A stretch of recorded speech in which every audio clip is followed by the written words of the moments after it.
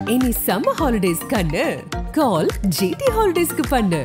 GT Holidays, South India's #1 travel brand.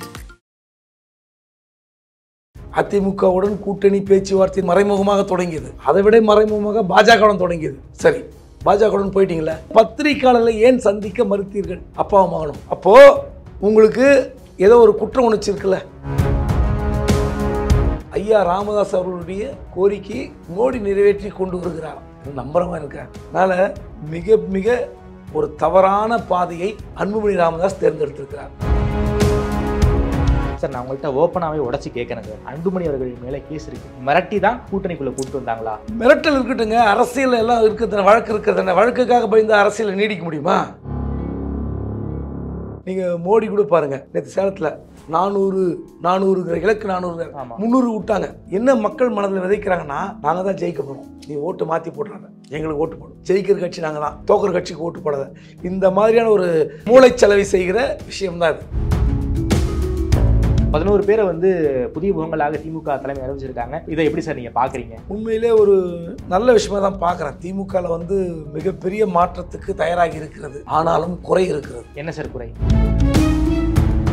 Karthi Chidambaram Congress கட்சியில் இருப்பதற்கே தகுதியற்றவர். பிஜேபியில் சேர்ந்துடலாங்கிறீங்களா? அவர் எந்த கட்சியில் வேணா சார், அவர் உரிமை. ஏன்னா என்னுடைய பார்வை சொல்கிறேன். ஏனென்றால்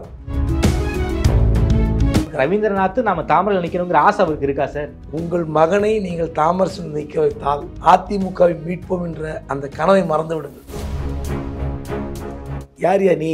வாரிசு ஒழிப்போம், குடும்ப ஆட்சியை அகற்றுவோம் சொல்லி பேசுற.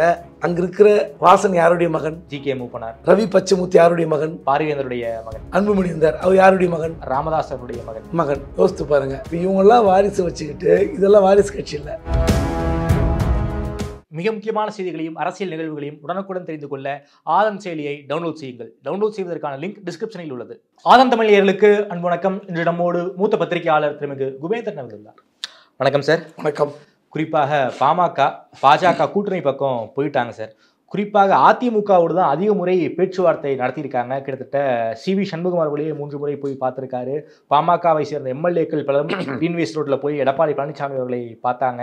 நேற்று முன்தினம் காலையில் 7+1க்கு 2 பேருமே ஒத்துக்கிட்டாங்க. கூட்டணி என்பது உறுதியாக போகுது அப்படிங்கிற செய்திகள் தான் வந்துச்சு. ஒரு மிகப்பெரிய ஷாக்கிங் ஈவினிங் தைலாபுர தோட்டத்தில் மாவட்ட செயலாளர்கள் கூட்டம் கூடி நாம் பாஜக கூட போகிறோங்கிற முடிவு எடுத்திருக்காங்க. பாமக தலைமை வடிவேல் ராவணன் அவர்கள் தான் வெளியே பாஜக கூட போகிறோங்கிறத உறுதிப்படுத்தியிருக்காரு. ஏன்னா சார், ஆரம்பம் முதலே 2 பேர் கூடயும் பேசிக்கிட்டு இருந்தாங்க. அதிமுக கூட ரொம்ப அதிகமாக நெருக்கம் காட்டினாங்க.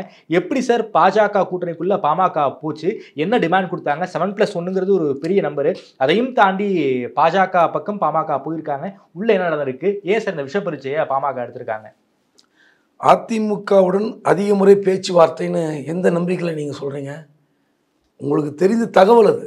ஆமாம், அதிகமாக பேசினார்கள் அதிமுகவுடன்றது தெரிந்த தகவல், பத்திரிகைகள் வந்த தகவல். ஆனால் அதை விட கூடுதலாக பாஜகவுடன் பேசியிருக்கிறார்களே, எங்கே போவீங்க? சரி, அதிமுகவுடன் கூட்டணி பேச்சுவார்த்தை தொடங்கியது மறைமுகமாக தொடங்கியது. அதை விட மறைமுகமாக பாஜகவுடன் தொடங்கியது. சரி, பாஜகவுடன் போயிட்டீங்களா? யார் பேட்டி தரணும்? அன்புமணி அவர்கள் பேட்டி கொடுத்துருக்கணும். இல்லாட்டினா நிறுவனர் டாக்டர் ராமதாஸ் பத்திரிகையாளரை சந்திச்சிருக்கலாம், அல்லது கட்சியினுடைய தலைவராக இருக்கிற அன்புமணி ராமதாஸ் சந்திச்சிருக்கலாம். ஏன் பொதுச்செயலர் வடிவேல் ராவணனை நீங்கள் பேட்டி அளிக்க சொன்னீங்க? அந்த பேட்டி பார்த்தீங்களா? அவர் வந்தோடனே மைக்கை பிடிச்சி எங்கள் கட்சியினுடைய முடிவுப்படி பாஜகவுடன் கூட்டணிக்கு போகிறதுனாங்க.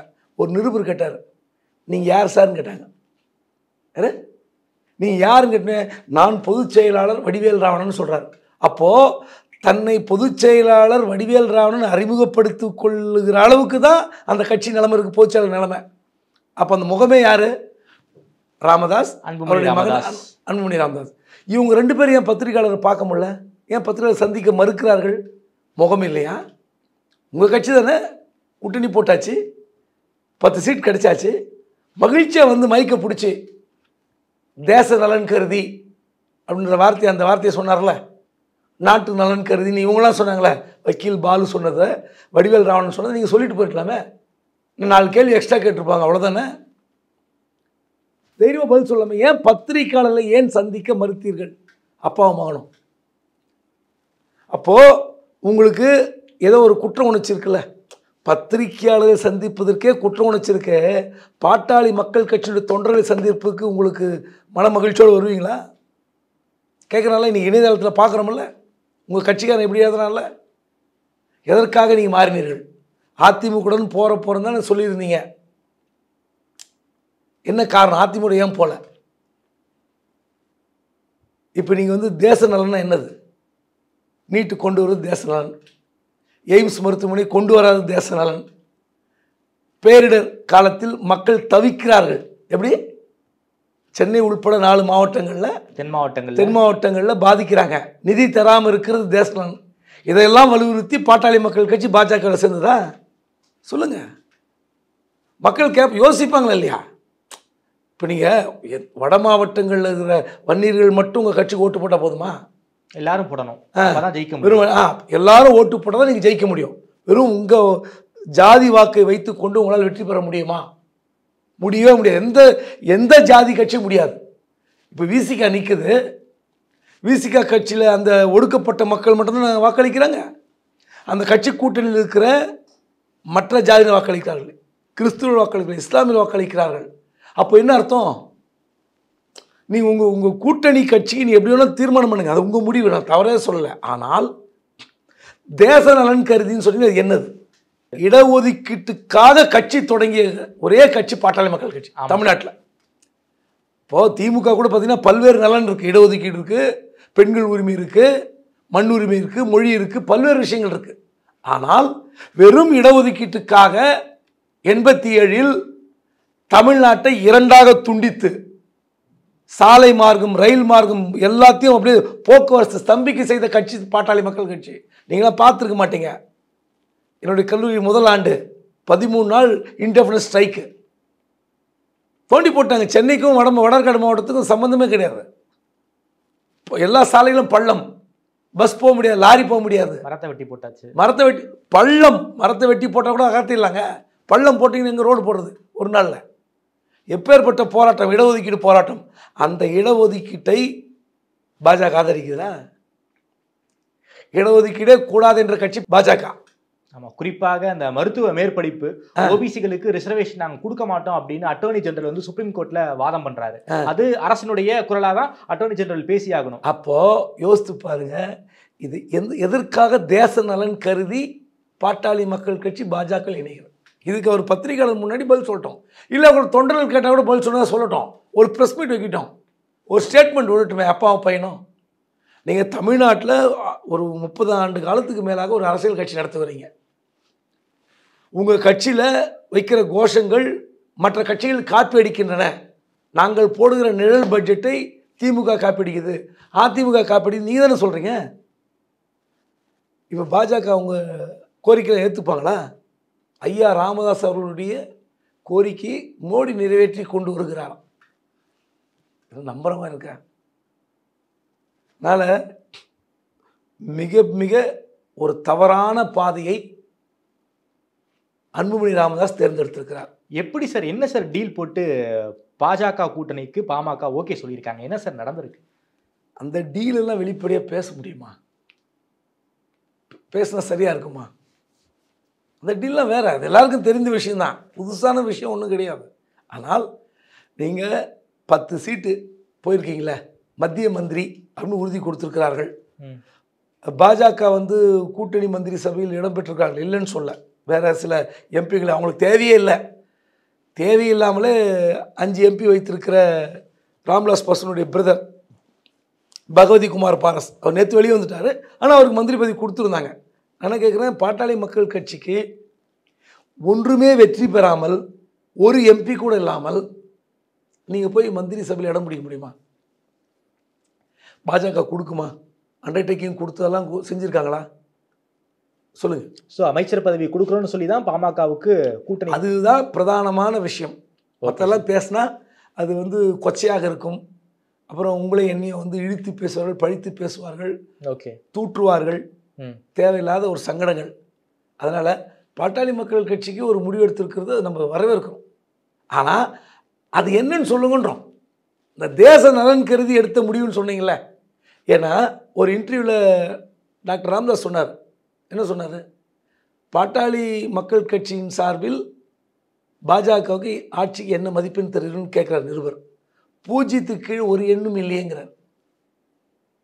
0க்கு கீழே ஒன்றும் இல்லைன்னா அப்புறம் அந்த ஆட்சிக்கு வந்து நீங்கள் ஏன் கூட்டணி சேரணும்? இந்த விஷயத்தில் நான் டாக்டர் ராமதாஸை குறை சொல்ல மாட்டேன். ஓகே, இந்த முடிவை யார் சார் எடுத்திருக்காங்க? முழுக்க முழுக்க இந்த முடிவை எடுத்தது அன்புமணி ராமதாஸ். சார், நான் உங்கள்கிட்ட ஓப்பனாகவே உடச்சி கேட்குறேன் சார். அன்புமணி அவர்கள் மேலே கேஸ் இருக்குது, மிரட்டி தான் கூட்டணிக்குள்ளே கூப்பிட்டு வந்தாங்களா? மிரட்டல் இருக்கட்டுங்க, அரசியல் எல்லாம் இருக்கிறது, வழக்கு இருக்கிறதுன வழக்குக்காக பயந்து அரசியலை நீடிக்க முடியுமா? வழக்கு போட தான் செய்வாங்க. ஆசா மேலே வழக்கு இல்லையா? கனிமொழி மீது வழக்கு இல்லாமல் இல்லையா? யார் மீது வழக்கு இல்லை? அதிமுக ஜெயலலிதா மீது வழக்கு இருக்கிறது. எடப்பாடிக்கு வழக்கு இருக்குங்க. எடப்பாடி சம்பந்திக்கு கேஸ் கொடுத்த வழக்கு இருக்குல்ல, டெண்டர் கொடுத்த வழக்கு. ஓகே, அந்த வழக்கில் இப்போ என்ன அதை நினச்சா பாஜக கையில் எடுக்க முடியாதா? வழக்கு பார்த்து பயந்தால் அரசியல் நடத்த முடியாது. எல்லாத்தையும் பார்க்கணும், அதுதான் அரசியல். Okay sir. செந்தில் பாலாஜி மிரட்டினாங்களா இல்லையா? கோர்ட்டில் சொன்னாங்களா இல்லையா? கபில் சிபல் என்ன சொன்னார்? பாஜகவில் சேர சொல்லி, பாஜகவில் வந்து சேர சொல்லுங்க அப்படின்னு சொன்னாரா இல்லையா? அது வாதம் பொய்ன்னு சொல்லிக்கலாம். நீங்கள் ஈடியில் அவருக்கு நான் செந்தில் பாலாஜிக்கு வக்காலத்து வாங்கலை. நீ அதை முதல்ல புரிஞ்சுக்கணும். செந்தில் பாலாஜி வந்து நல்லவர், புனிதமானவர், நான் சர்டிஃபிகேட் கொடுக்கல. அவர் கடந்த ஆட்சி காலத்தில் வேலை வாய்ப்பு வாங்கி தருவதாக செய்த மோசடியில் வழக்கில் சிக்கியிருக்கிறார். அதில் ஏதாவது பணம் பிடிச்சாங்களா? பணம் பிடிச்சாங்களா? வழக்கு போட்டுங்க, நீங்கள் விசாரணை நடத்துங்க. இடி அதிகாரி அங்கிட் திவாரின்னு மதுரையில் ஒரு டாக்டர் மிரட்டி பணம் வாங்கினார்ல, முதல் முறை 40 லட்சம், அதுக்கப்புறம் 20 லட்சம், 60 லட்சம் ரூபா, எல்லா ரெக்கார்ட்ஸ் இருக்குது. ஆடியோ வீடியோ எல்லா ரெக்கார்ட்ஸ் இருக்குது. இன்றைக்கி உச்சநீதிமன்றம் பெயில் கொடுத்துருக்கு, ஜாமீன் கொடுத்துருக்காங்க. அப்போது ரெட் ஹேண்டடாக பிடிச்ச ஒரு இடி அதிகாரியை வெளியே விடுறீங்க. நான் வந்து ஒப்பீடு செய்கிறேன், நான் யாருக்கும் வக்காலத்து வாங்கலை. அந்த வழக்கு விசாரணையில் செந்தில் பாலாஜிக்கு என்ன தண்டனை வேணால் கிடைக்கட்டும், ஆயுள் தண்டனை கூட கிடைக்கட்டும், அது வேற, நீங்கள் ப்ரூவ் பண்ணுங்கள். நான் என்ன கேட்குறேன், ஆங்கிட் திவாரி கேஸில் எப்படி இந்த முடிவு எடுக்கிறீங்க? ரெட் ஹேண்டடாக பிடிச்சிருக்காங்க, எல்லா டாக்குமெண்ட் இருக்குது. அப்படிப்பட்ட ஆட்சி, அந்த ஆட்சிக்கு நீங்கள் வந்து ஓட்டு கேட்க போகிறீங்க. யாரை வைத்து? இடி, சிபிஐ, ஐடி எல்லாரையும் வைத்து மிரட்டுகிற ஒரு கட்சிக்கு, அந்த கட்சிக்கு நீங்கள் போய் ஓட்டு கேட்க போகிறீங்க. மக்கள் பரிகசிப்பார்கள். ஓகே சார், குறிப்பாக அதிமுகவோட கூட்டணி பேச்சுவார்த்தை நடத்திக்கிட்டு இருந்த சமயத்தில் வருகிற சட்டமன்ற தேர்தல், அதாவது 2026க்கான தொகுதிகளை நாம் இப்பயே பேசிக்கலாம் அப்படிங்கிற ஒரு டிமாண்ட் வந்து பாமக வைத்ததாக ஒரு பத்திரிகை செய்தி. ஸோ அதே மாதிரியான டிமாண்ட் பாஜக கிட்ட எதுவும் வச்சிருக்காங்களா சார்? இல்லை, அந்த மாதிரிலாம் எதுவுமே கிடையாது. ஏதாவது இந்த முறை கூட்டணி மந்திரி சபையில் இடம்பெற வேண்டும், ஒரு அமைச்சர் பதவி கிடைக்க வேண்டும், மத்திய அமைச்சர், கேபினட் அமைச்சர் கிடைக்க வேண்டும். இதுதான் பிரதானமான கோரிக்கை. ஒருவேளை தமிழ்நாட்டில் இந்த முறை அதிமுக போட்டியிட்டு ஒரு கடுமையான குழப்பத்தில் சிக்கி வலுவிழந்து போய்விட்டால் 2026 தடுமாறி கொண்டிருக்கும் அந்த கட்சி அதிமுக. ஆமாம், அப்படிப்பட்ட சூழலில் தமிழ்நாட்டில் ஒரு கூட்டணி ஆட்சிக்கான வாய்ப்பு வழிமுறை இருக்கலாம். அப்போ பாஜக இதே சித்தாந்தத்தை வைப்பாங்க, எங்களுக்கு 100 தொகுதி, உங்களுக்கு 100 தொகுதி, மற்ற கூட்டணி கட்சிகள்லாம் கொடுத்துடலாம் அப்படி ஒரு குழப்பம் வந்தால், அப்படி ஒரு சூழ்நிலை வந்தால், பாட்டாளி மக்கள் கட்சி ஒரு 30 தொகுதி கொடுத்துட்டு ஒரு கூட்டணி மந்திரி சபை அமைக்க வாய்ப்பு இருக்கும் என்று பாட்டாளி மக்கள் கட்சியினுடைய தலைவராக இருக்கிற அன்புமணி ராமதாஸ் நம்புகிறார். ஓகே, அப்போது இங்கே இப்போவே கூட்டணி மந்திரி சபைனா அப்போவும் கூட்டணி மந்திரி சபை சட்டமன்றத்துக்கு வரும். அப்போ அதிமுக இறங்கி வரும், வலுவிழுந்து போயிருக்கும், பாஜக நம்மளை விட மாட்டாங்க. அந்த நேரத்தில் நம்ம உட்காந்து பேசி தமிழ்நாட்டில் ஒரு கூட்டணி மந்திரி சபை அமைக்கலாம் என்று ஆசைப்படுகிறார்கள். இதெல்லாம் வந்து கனவில் வந்து கனவு காண்பது வேறு, கனவில் நடக்குமானும் தெரியாது. அதனால் எடப்பாடி பெரிய தோல்வி சந்திக்கிறான்னு வச்சுப்பேன், ஒரு தொகுதி கூட வெற்றி பெறவில்லை அதிமுக. அந்த அதிமுக தொண்டெல்லாம் அப்படியே கலைஞ்சு ஓடிடுவானா? ஏங்க, இதை விட பெரிய குழப்பம் வந்து ஒன்றும் கலையிலைங்க. இதை விட பெரிய குழப்பம் எப்படி 3 பிரிவாக பிரிந்தது கட்சி. Edappadi, OPS, Sasikala and company தனியாக பிரிஞ்சதில்ல. என்ன ஆச்சு? கட்சி அப்படியே தான் இருக்குது. 2021 64 தொகுதி ஜெயிச்சாங்களா இல்லையா? ஆமாம், சட்டமன்ற தேர்தலில். அப்போது இத்தனை பெரிய பிளவு, இத்தனை பெரிய சண்டைக்கு பிறகும் அதிமுக ஜெயிக்குதுன்னா அந்த அந்த ஓட் பேங்க் அப்படியே இருக்கு. தொண்டர்கள் அப்படியே இருக்காங்க. ஸோ அதனால் இவங்க போடுற கணக்கு அவங்களுக்கு கூட சரியாக இருக்கும், யதார்த்தத்துக்கும் அரசியலுக்கும் சரியாக இருக்குமா? Okay sir. குறிப்பாக வட மாவட்டங்களில் தான் பாமக ரொம்ப ஸ்ட்ராங்காக இருக்காங்க. அந்த இடங்களில் பாஜகவுக்கான ப்ரெசன்ஸ் இல்லை. தென் மாவட்டங்களில் பாஜக ஓரளவுக்கு ஸ்ட்ராங்காக இருக்காங்க. அங்கே வந்து பாமகவுக்கு ப்ரெசன்ஸே கிடையாது. அப்படி இருக்கக்கூடிய சூழலில் இது வந்து ஒரு பொருந்தா கூட்டணியாக தான் அரித்மெட்டிக்காக நம்மளால் பார்க்க முடியுது. இது எப்படி சார், எந்த வகையில் சார் இது வந்து பாமகவுக்கு ஒரு நல்ல எதிர்காலத்தை கொடுக்கணும் அப்படிங்கிற ஒரு கேள்வி ஒன்று எழுதே சார். அதாவது பாஜக என்ன நினைக்கிறாங்கன்னா, தமிழ்நாட்டில் பாஜக வளர்ந்திருக்கிறது அப்படின்னு நம்ப வைக்கிறது ஒரு முயற்சி. சரி. என்னென்னா மீடியாக்களை கண்ட்ரோல் பண்ணுறது, அதன் மூலமாக கருத்து கணிப்பு நடத்தி வந்துவிட்டு அதிமுக விட அதிகமான வாக்கு வங்கி வைத்திருப்பதாக செய்தி வெளியிடுவது. நீங்கள் மோடி கூட பாருங்கள், நேற்று சேலத்தில் 400 இலக்கு 400 300 விட்டாங்க, 400 போயிட்டாங்க. என்னென்னா நாங்கள் தான் ஆட்சிக்கு வருவோம், 400 இடத்தை பிடிப்போம். என்ன மக்கள் மனதில் விதைக்கிறாங்கன்னா, நாங்கள் தான் ஜெயிக்க போகிறோம், நீ ஓட்டு மாற்றி போடுறாங்க, எங்களுக்கு ஓட்டு போடும், ஜெயிக்கிற கட்சி நாங்கள் தான், தோக்கிற கட்சிக்கு ஓட்டு போடாத, இந்த மாதிரியான ஒரு மூளைச்சலவை செய்கிற விஷயம்தான் இது. அதனால தான் சொல்கிறேன், இந்த முறை பாருங்கள், ஒன்றும் வேண்டாம். நேற்று ஒரு 3 பேர் சந்தித்தேன்.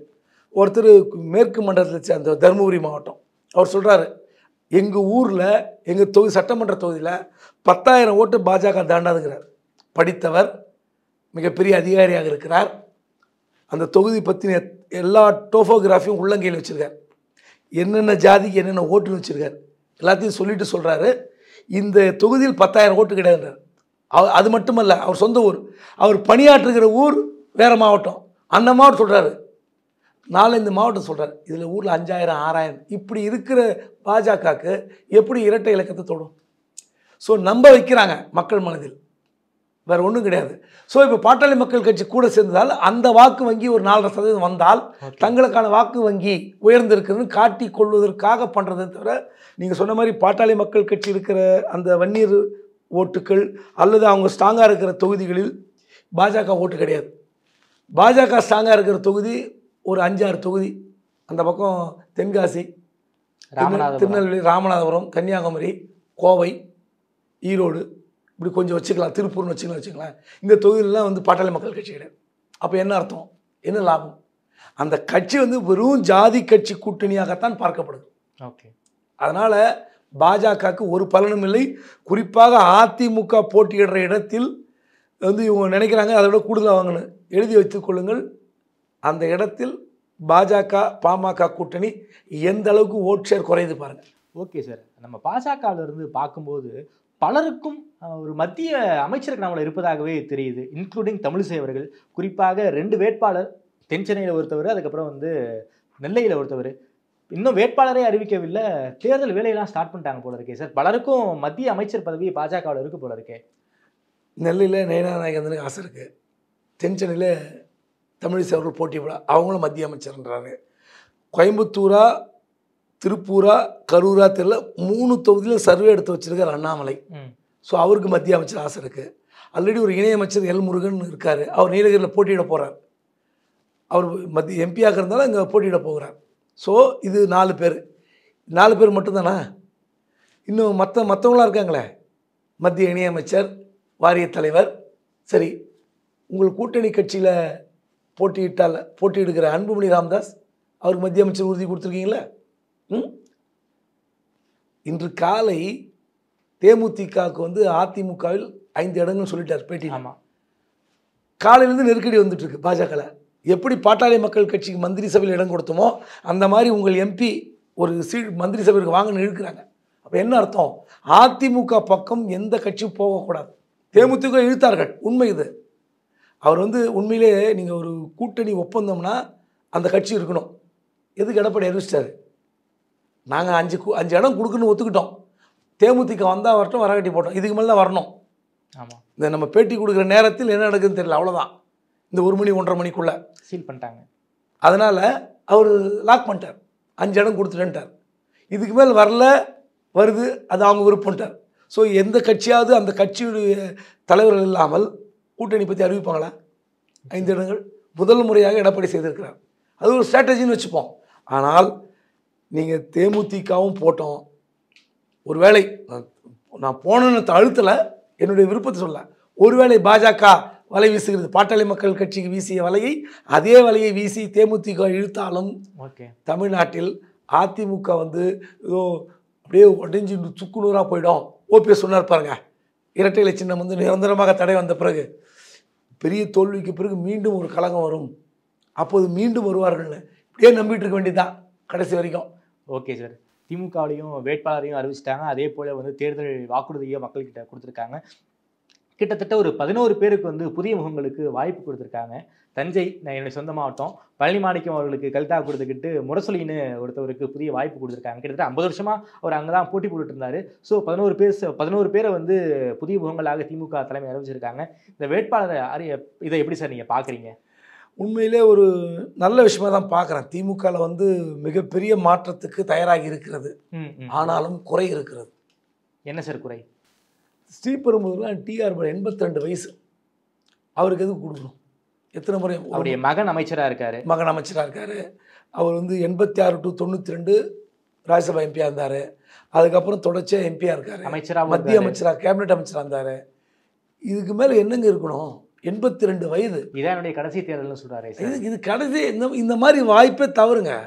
இந்த மாதிரி வாய்ப்பு கொடுக்கவே கூடாது. நீங்கள் ஒரு அடுத்த கட்டத்துக்கு கட்சியை நகர்த்தி செல்ல வேண்டும் என்றால் உங்கள் கட்சியை புது லட்சம் பார்க்கணும். இப்போ நீங்கள் நாம் தமிழர் கட்சி வளர்ந்து வருகிறது, பாஜக வளர்ந்து வருதுன்னு அவங்க சொல்லிக்கிறாங்க.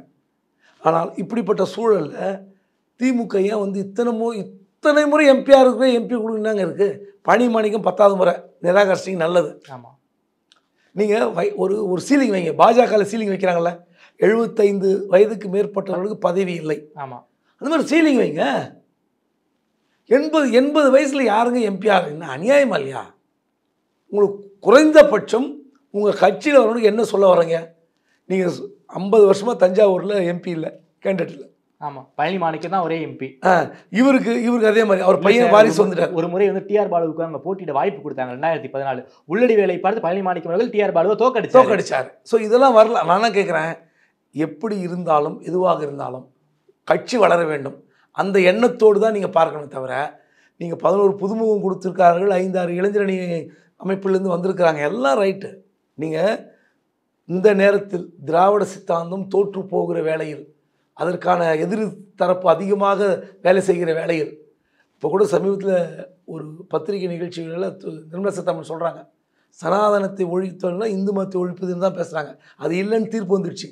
அப்போ என்ன பேசுகிறாங்க மத்திய அமைச்சர்? நம்ம மதம்னு பேசுகிறாங்க, நம்ம கோவில்களை அழிக்கிறாங்கன்னு பேசுகிறாங்க. அப்போ என்ன அர்த்தம்? இந்த கோயில் சென்டிமெண்ட்டை வச்சுக்கிட்டு, இந்து மதத்தை வச்சுக்கிட்டு உங்களுக்கு எதிராக பெரிய பிரச்சாரம் நடக்கிறது. இந்த மாதிரியான சூழ்நிலையில் புதிய இளைஞர்களை, புதிய முகங்களை கொண்டு வருவதில் உங்களுக்கு என்ன தயக்கம்? 21 சீட்டில் 11 பேர் கொடுத்தாங்கன்னு கிளைம் பண்ணிக்கலாம். பழைய முகங்களுக்கு கொடுத்துருவது தவறில்லை, ஆனால் வயது வைங்க, சீலிங் வைங்கன்றாங்க, வேறு ஒன்றும் கிடையாது. ஓகே சார், குறிப்பாக காரைக்குடி ஒரு மறுபடியும் காங்கிரஸுக்கே கொடுத்துருக்காங்க. காங்கிரஸுக்கு கொடுத்தா நாங்கள் வந்து வேலை பார்க்க மாட்டோம்னு திமுகவினர் சொல்லிட்டாங்க. கார்த்திக் சிதம்பரத்துக்கு நீங்கள் சீட்டு கொடுத்தா நாங்கள் வேலை பார்க்க மாட்டோம்னு காங்கிரஸ் கட்சியிலேயே ஒரு மிகப்பெரிய போர்க்குரல். அதுக்கப்புறம் கார்த்திக் சிதம்பரம் ஒரு சூசகமாக சொல்லியிருக்காரு, நான் தான் வேட்பாளருங்கிற மாதிரிலாம் ட்வீட்லாம் போட்டிருக்காரு. சிவகங்கை இப்போ வரைக்கும் ஒரு பெரிய பஞ்சாயத்தாக போயிட்டுருக்கே சார். சிவகங்கை தொகுதியில் வந்து இந்த வேட்பாளருக்கு வேலை செய்ய மாட்டோம் என்று திமுக மட்டுமல்ல, காங்கிரஸ் தீர்மானமே போட்டுச்சு. சுதர்சன நாச்சியப்பன் போட்டாரு. திமுக வந்து ஒரு உள்ளரங்க கூட்டத்தில் பேசினாங்க. ஆமாம், காங்கிரஸ் ஒரு படி மேலே போய் தீர்மானம் போட்டாங்க கொடுக்கக்கூடாதுன்னு. அவர் தான் கேண்டிடேட், அவர் கேட்டுட்ருக்கார். சுதர்சனாசன் ஒரு கேண்டிடேட் கேட்டுட்ருக்கார். எனக்கு தெரிந்தவரை கார்த்திக் சிதம்பரம் காங்கிரஸ் கட்சியில் இருப்பதற்கே தகுதியற்றவர் என்னுடைய பார்வை. பிஜேபியில் சேர்ந்துடலாங்கிறீங்களா? அவர் எந்த கட்சியில் வேணால் சார், அவர் உரிமை. ஏன்னா என்னுடைய பார்வை சொல்கிறேன். ஏனென்றால் மோடிக்கு இணையான தலைவர் ராகுல் காந்தி இல்லை. ரெண்டாவது ஒரு தமிழ்நாட்டில் ஒரு இந்திய அளவில் ஒரு பிரச்சனை, வேற ஒரு பிரச்சனை இருக்கும்போது அந்த சூடோ கேம் விளையாடுறது, நெட்ஃப்ளிக்ஸில் வந்து படம் கேட்கறது, இந்த ஹோட்டலில் போனீங்கன்னா சாப்பாடு மீன் குழம்பு நல்லா இருக்குன்றது, அதெல்லாம் தப்பு கிடையாது. ஒரு விளாகர் மாதிரி பிஹேவ் பண்றாரு. ஆமாம், இல்லை தவறு கிடையாது. உங்களுடைய ஒவ்வொரு தனி மனித உரிமையும் நம்ம வந்து தடுக்கலை. ஆனால் நீங்கள் எதை பேச வேண்டுமோ அதை பேச வேண்டும். இதை பேசணுமா? குழம்பு எங்கே நல்லா இருக்குன்னு எவனோ உங்களை கேட்டானா? இப்போ நான் சில பேர் இருக்கிறாங்க, இணையதளத்தில் இருக்காங்க, நான் மதுரை செல்கிறேன், இங்கே தங்குவதற்கு எந்த இடம் நல்ல இடம், எங்கே சாப்பிடலாம் கேளுவாங்க, பின்னாடி போடுவாங்க, அதை பதில் சொல்லுவாங்க. ஒரு எம்பி அது வேலையா? இந்த படத்தை பாருங்கள் சிபாரிசு பண்ணுறது ஒரு எம்பியோட வேலையா? எம்பிக்கு 1000 வேலை இருக்குது. நீங்கள் அந்த மாதிரி விஷயத்தில் ஒரு கருத்து சொல்கிறீங்க, உங்களை பார்த்து உங்கள் கட்சிக்கார 4 பேர் செயல்படணும். அதான் சொல்கிறேனே, அப்போ எந்த அளவுக்கு ஒரு ஜமீன்தார் தனம். நான் இப்படி தான் இருப்பேன், என் கட்சி என் காலு கீழே இருக்குது, எங்கள் அப்பா பெரிய தலைவர், எனக்கு சீட்டு கிடைக்கும். இந்த முறை காங்கிரஸ் ஒரு நல்ல முடிவு எடுத்தால் ஒரு வீட்டில் ஒருவருக்கு தான் பதவி, 2 பேருக்கு பதவி இல்லை, அவங்க அப்பா எம்பியாக இருக்கார்.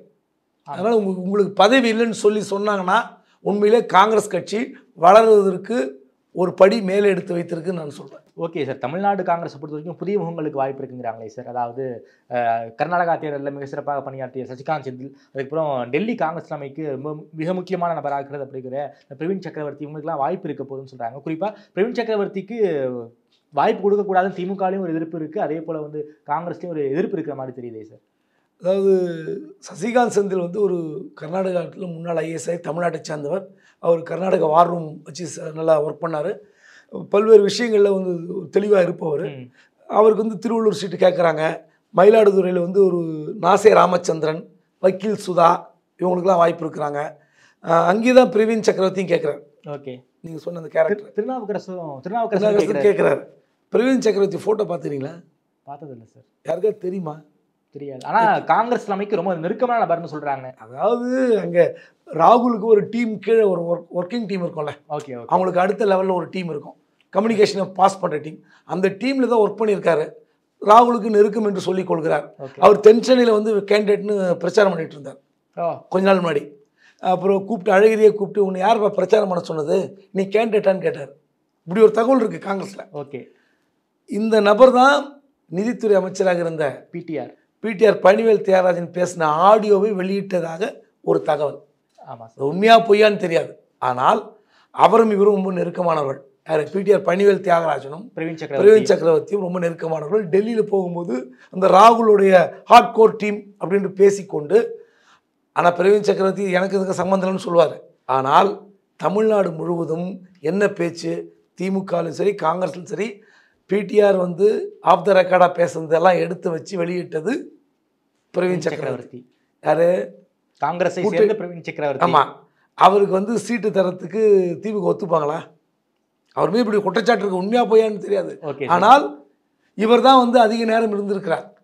கரூரில் ஜோதிமணி தானா சார்? கரூர் வந்து வாய்ப்பு இருக்கு, ஜோதிமணி வாங்கிடுவாங்க. Cuddalore K S அழகிரியா?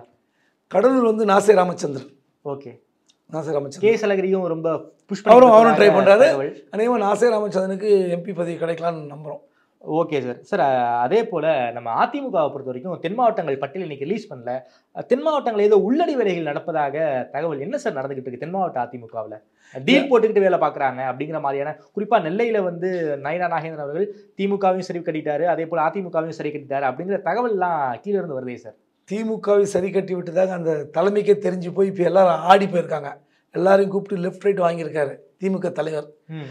யாராவது விலை போனீர்கள் என்றால் கட்சியில் இருக்க மாட்டீங்கன்னு சொல்லிட்டாரு. ஓகே, என்ன வேணா நடவடிக்கை பாயம். அதே தான் அதிமுக என்னன்னா, தளவாய் சுந்தரமும் இசைக்கு சுப்பையாவும் இவங்க 2 பேரும் சேர்ந்து சிம்லா முத்துசோனி நிறுத்தலாம். இப்போ சமீபத்தில் சார் சேர்ந்தாங்க. ஆமாம், அவர் நிறுத்தலான்றாங்க. அங்கே கன்னியாகுமரியில் நாசிரத் பசிலியாம், அவர் ஒரு சினிமா தயாரிப்பாளர். ஓகே, அவர் இப்போ தான் கட்சியில் சேர்ந்திருக்காரு. அவர் அங்கே நிறுத்துறது, கிறிஸ்டின் நாடார் நிறுத்துறது, ஓட் பேங்க் நல்லா இருக்குன்னு சொல்கிறது, இங்கே வந்து நாடார் வேட்பாளர் என்று சிம்லா முத்துசோனி நிறுத்துவது. ஓகே, என்னென்னா 2 தொகுதியும் தளவாய் சுந்தரத்துக்கு ரொம்ப, தளவாய் சுந்தரம் எப்படி நெருக்கமானவர் எடப்பாடிக்கு தெரியும், அவர் பேச்சு நம்புவாரான்னு தெரியாது. எடப்பாடி சர்வே எடுத்து பல்வேறு விஷயங்களை தெரிந்து வைத்து கொண்டிருப்பார். இப்படிப்பட்ட விஷயங்களை ஒரு தள்ளி போடலான்னு சொல்லி கூட இந்த முதல் பட்டியலில் தென் மாவட்டத்தில் வராமல் இருக்கலாம். Okay sir. சார், ஓபிஎஸ் என்ன சார், நாங்கள் வந்து ஆதரவு கொடுப்போம்னு சொன்னார், வைத்திலிங்கம் அதெல்லாம் இல்லை போட்டி போடுவோங்கிறாரு. என்ன சார் உள்ளுக்குள்ளேயே எதுவும் குழப்பம் இருக்கா? என்ன சார் தாமரை சின்னத்தில் வந்து ஓபிஆர் நிற்க போகிறாரு அப்படிங்கிற மாதிரிலாம் தகவல் என்ன சார் நடக்க வாய்ப்பு இருக்குது? ஓபிஎஸும் டிடிவியும் சேர்ந்து ஒரு 10 இடங்களை பெற்றுவிடலாம் நம்பிக்கையில் இருந்தாங்க. ஓகே, ரொம்ப நம்பிக்கையா. ஏன்னா பாட்டாளி மக்கள் கட்சி வராத அந்த வேலை. ஆமாம், இந்த நேரத்தில் பாட்டாளி மக்கள் கட்சி உள்ளே வந்துடுச்சு. இவங்களுக்கே 10. இப்போது டிடிவிக்கு 2, இவங்களுக்கு 2ன்னா எப்படி இருக்கும்? இப்போ இங்கே ஜேசிடி பிரபாகரன் இருக்கார் ஓபிஎஸ் அணியில், வைத்திலிங்கம் இருக்கார். இவங்க 2 பேருக்கு 2 சீட்டு போயிடுச்சுன்னா எம்எல்ஏவாக இருக்காரு சார் வைத்திலிங்கம். அவர் எம்பி ஆகணும்னு ஆசைப்படுறாரு. அதுக்கு அவர் வந்து அந்த ராஜினாமா பண்ணியிருக்க வேணாமே சார் ராஜ்யசபா எம்பி பதவியை. இப்போ டெல்லியில் எல்லாருக்கும் மத்திய மந்திரி ஆசை, ஏதாவது ஒரு மத்திய மந்திரி ஆசை இருக்கும்ல, ஏதாவது இணையமைச்சர் இந்த ரெட் லைட் காரில் வரலாம், எம்ஓஎஸ். ஆமாம், அந்த மாதிரியான ஆசை எல்லோருக்கும் இருக்குது.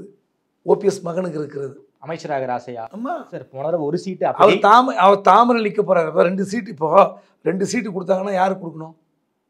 கட்சிக்காரனுக்கு கொடுத்தோம். ஆனால் தாமரை சின்னத்தில் ஓபிஎஸ் மகன் என்றால் அதை விட அசிங்கம் எதுவும் இல்லை. இது யார் சொல்கிறா? கூப்பா கிருஷ்ணன் சொல்கிறார். யார்? ஓபிஎஸ் கிட்டே. உங்கள் மகனை நீங்கள் தாமரை சின்னம் நிற்க வைத்தால் அதிமுகவை மீட்போம் என்ற அந்த கனவை மறந்து விடுங்கள். நீ பேசுறதுக்கே வாய்ப்பு இருக்கு. ரவீந்திரநாத் நம்ம தாமரையில் நிற்கணுங்கிற ஆசை அவருக்கு இருக்கா சார்? எம்பி ஆகணும், மத்தியில் அமைச்சர் ஆகணும். அதுக்கு சின்னத்தை பற்றிலாம் ஏங்க, சின்னத்தை பற்றி கவலை, கட்சி பற்றி கவலை இருந்தால் ஒரு மோடி படத்தை வச்சுட்டு திரிவாரா சார்? போன தடவை வந்து எம்பி கொடுத்த போதே பாஜக வந்து உங்களுக்கு அமைச்சர் பதவி கொடுக்கல. அப்படி இருக்கக்கூடிய சூழலில் எப்படி சார் ஓபிஆருக்குலாம் அமைச்சர் பதவி கொடுப்பாங்க? ஏதாவது டெல்லியில் ஒரு கிளாரிட்டி இல்லைன்றது தெரியுதா உங்களுக்கு? எல்லாருக்கும் ஆசையாக வருது. உண்மையிலே டெல்லியில் 400 300லாம் கை காட்டுறாங்களே, அதெல்லாம் ஹம்பக். இந்த முறை இந்தி பேசுகிற மாநிலத்தில், இந்தி பேசாத மாநிலத்தில் கடந்த முறை வாங்கிய அந்த தொகுதியில் எண்ணிக்கை வாங்காத பாஜக. வெஸ்ட் பெங்காலில் 18 சீட்டு வாங்கிடுவாங்களா? உத்தரப்பிரதேசத்தில் 80க்கு 75 வாங்கிடுவாங்களா? எழுதி வைங்க. உத்தரப்பிரதேசத்தில் 50லேருந்து 55ன்றாங்க. 25 இடம் காலி. அங்கே இருக்கிற ஐஏஎஸ் ஆஃபீஸர் சொல்கிறாங்க, தமிழ்நாட்டை சேர்ந்து தமிழ்நாட்டிலிருந்து அங்கே போய் பணியாற்றுகிற ஐஏஎஸ் அதிகாரி சொல்கிறாங்க, இந்த முறை சீட்டு குறையும்ட்டாங்க. 400லாம் வாய்ப்பு இல்லை, இந்த முறை சீட்டு குறையும். கடந்த முறை வாங்கிய 303 விட இந்த முறை சீட்டு குறையும். அந்த பயத்தில் தான் ஏங்க சேலத்தில் வந்து என்னங்க பேசுகிறாரு, மாரியம்மன், காஞ்சி காமாட்சி அம்மன் இதெல்லாம் பேசினுக்கிறாரு. எதுக்கு பேசணும்? என்ன சொல்லணும்? நீங்கள் சாதனையை சொல்லணும். 10 வருட சாதனையை சொல்லாமல் இங்கே உட்காந்து காஞ்சி காமாட்சி சேலம் மாரியம்மன் கதையெல்லாம் சொல்லுங்கிறீங்க. நேற்று ஒரு ட்விட்டர் பார்த்தேன், திமுக சேர்ந்த சூர்யா சேவியர் போட்டிருக்கார், பார்த்தீங்களான்னு தெரில. அந்த மாரியம்மன் கோயில் என்ன குறியீடுன்னு தெரியுமான்னு கேட்டார் பிரதமர் பார்த்து. அந்த காலத்தில் உயர் ஜாதி வகுப்பினர் வேறு கோயிலுக்கு வரக்கூடாதுன்னு சொல்லி அவர்கள் தடுத்ததால் கட்டப்பட்ட கோயில் அது மாரியம்மன் கோயில். மாரியம்மன் கோயில் பற்றி, சக்தி வழிபாடு பற்றி பேசிட்டு இருக்காரு. ஸோ அதனால் நீங்கள் செய்த சாதனையை சொல்ல முடியாமல் என்னென்னத்தையோ பேசிகிட்டு இருக்கிறீங்க. தூக்கம் போச்சு திமுகக்கு, இங்கே வந்து சனாதனத்தை ஒழிக்கிறதுக்கு வராங்க. ஜெயலலிதா பற்றியும் புகழ்ந்து பேசி, ஜெயலலிதா பற்றி பேசுகிறாரு, காமராஜை பற்றி பேசுகிறாரு, மூப்பனாரை பற்றி பேசுகிறாரு. உங்கள் கட்சியில் இருக்கிறவங்களை பற்றி பேசுங்க, உங்கள் சாதனையை பற்றி பேசுங்க. நாங்கள் இப்படிலாம் சாதனை பண்ணுங்க, அதை சொல்கிறதுக்கு உங்களால் முடியல. சார் திராவிட கட்சிகளை அழிப்போங்கிறாரு. மேடையில் வந்து ஓபிஎஸ் இருக்காரு, அதே போல் வந்து டிடி விஜயகாந்த் இருக்காரு. வாரிசு அரசியலை எதிர்ப்போன்னு சொல்கிறாரு. இங்கே வந்து அன்புமணி ராமதாஸ் அவர்கள் இருக்காரு. இப்படி பல பேர் இருக்காங்களே சார். மேடைகள்லேயே வந்து ஒரு கிளாரிட்டியே இல்லாமல் இருக்கே சார். அதுதான் நேற்று ட்விட்டர்லேயும் போட்டு ஃபேஸ்புக்கில் வெளுத்தாங்களே, காமெடி வாட்ஸ்அப்பில் வந்துட்டுருக்கேன். யார் நீ வாரிசு ஒழிப்போம், குடும்ப ஆட்சியை அகற்றுவோம்னு சொல்லி பேசுகிற? அங்கே இருக்கிற வாசன் யாருடைய மகன்? ஜிகே மூப்பனார். ரவி பச்சைமுத்து யாருடைய மகன்? பாரிவேந்தருடைய மகன். அன்புமணி இருந்தார், அவர் யாருடைய மகன்? ராமதாஸ் அவருடைய மகன். யோசித்து பாருங்கள். இப்போ இவங்கெல்லாம் வாரிசு வச்சுக்கிட்டு இதெல்லாம் வாரிசு கட்சி இல்லை. இப்போ நீங்கள் அன்புமணிக்கு மத்திய மந்திரி கொடுக்குறீங்க, அது வாரிசு கட்சி இல்லையா? அது அப்பா தலைவர் மகனுக்கு வாரிசு தரீங்க. பேரனுக்கு ஏதோ சீட்டு கொடுக்க போகிறாங்க. பேரன் சுகந்தனுக்கு சீட்டு கேட்டுட்ருக்காங்க. அந்த அம்மா ராமதாஸுடைய மூத்த மகள் காந்தி அவர்கள் தன்னுடைய மகனுக்கு கேட்டுக்கொண்டிருக்கார்கள். அன்புமணியை இவங்க நிற்கணும்னு சொல்கிறாங்க. ராஜ்யசபா எம்பியாக இருந்தாலும் நில்லுங்க, எப்படி நீலகிரியில் முருகன் நிற்கிறாரும் நில்லுங்கன்றாங்க. அதுக்கு பதில் தனக்கு பதில் தன் மனைவி நிறுத்தலாம்னு சொல்லி ஒரு பிளான் பண்ணுறாரு சௌமியா அன்புமணி அவர்கள். அந்தம்மா ரொம்ப காலமாக எம்பி ஆசில் இருக்காங்க. அப்படி இருக்கும்போது குடும்பத்துக்குள்ளேயே பதவியை ஷேர் பண்ணிப்பாங்க. இதையெல்லாம் பார்க்குற பாஜகவுக்கு வாரிசா தெரியல. ஆனால் வந்து திமுக வாரிசுங்கிறாரு. நம்ம திமுக வாரிசு அரசியல் வந்து உண்மை இருக்குன்னு அதை வந்து மறுக்கலை, நம்ம அதை வந்து ஆதரிக்கலை, எதிர்க்கிறோம். ஆனாலும் இப்படிப்பட்ட அரசியலை செய்து கொண்டது நீங்கள் செஞ்ச சாதனையை சொல்வதற்கு வழி இல்லாமல் வந்து ஏதோ மேடையில் பேசிக்கொண்டு ரோட் ஷோ நடத்தி கொண்டு மக்களை வந்து இம்சிக்கிற வேலையை செய்வது பாஜக அழகே இல்லை. ஓகே சார், ரொம்ப நன்றி சார். குறிப்பாக தமிழ்நாடு அரசியல் தொடங்கி இந்திய அரசியல் வரைக்கும் கேள்விகளுக்கு ரொம்ப விரிவாக பதில் சொல்லியிருக்கீங்க. நேரம் கொடுத்து பேசியமைக்கு நன்றி குபேந்திரன் சார். நன்றி.